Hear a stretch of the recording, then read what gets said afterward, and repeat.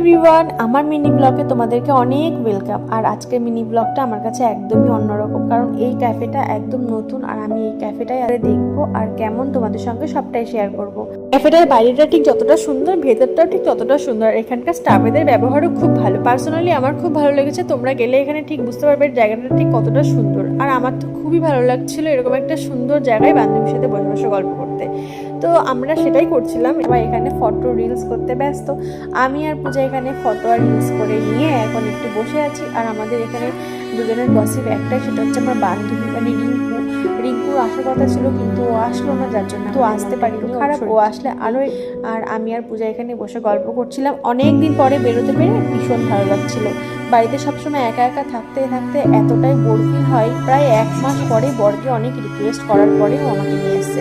আমার বর তো ক্যাফের ভিতরে ঢুকতেই চাইছিল না, কারণ ও এখন যেহেতু বাইরে ছোঁয়ার বাইরে কোনো রেস্টুরেন্ট ওর জগৎটাই আলাদা হয়ে গেছে। তো তারপরেও আমার জন্য ও এসেছে। ওর স্যাক্রিফাইস তো একটু করতেই হবে, বউ যেহেতু এগুলো একটু পছন্দ করে।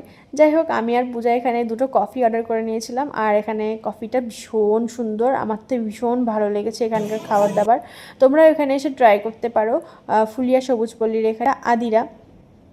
তো আমরা দুজন কফি নিয়েছিলাম আর দুটো লস্যিও নিয়েছি আর নিয়েছিলাম চিকেন চিজ। ক্যাফে আসার পরে যে এত সুন্দর একটা সময় কাটাতে পারবো সেটা তো ভাবতেই পারিনি। বৃষ্টি হচ্ছিল, যা পচা গরম পড়েছে, তার মধ্যে তো এখানে আসা ভাবতেই পারছিলাম না যে আসতে পারবো। তার মধ্যেও গরমের মধ্যে কষ্ট করে চলে এসেছি। আর তার 25 মিনিট পরেই কিন্তু এত সুন্দর একটা বৃষ্টি পেয়ে গেছিলাম। আর খুব সুন্দর হাওয়া দিচ্ছিল, পাশে চলছিল সুন্দর গান। তো সব কিছু মিশিয়ে আমরা কিন্তু সুন্দর একটা সময় কাটিয়েছি। আর আমাদের এখন বেশ কিছুক্ষণ সময় কাটানোর পর আমরা এখন বেরিয়েও যাব বাড়িতে। আর যাওয়ার পরেও আমরা বলছিলাম রিঙ্কু আসলে আরও একটু বেশি মজা হতো। নেক্সট টাইম আবার আসবো সবাই মিলে, তখন তোমাদের সঙ্গে আবার একটা ব্লগ শেয়ার করব। আর এখন আমি আমার বর বেরিয়ে যাচ্ছি। আমার বরের আমার জন্য খুব কষ্ট করতে হলো। এখানে গন্ধ লাগছিল, ও বলছিল ওখানে দাঁড়াতেই পাচ্ছে না, এখানে রান্না বান্না মানে ওর খুব প্রবলেম হচ্ছিলো। তো বেশিরভাগ টাইম রাস্তাতেই ছিল। তো আমার সঙ্গে অল্প সময় কাটাতে পেরেছে। এবার আমরা রাস্তায় যেতে যেতে মজা করব।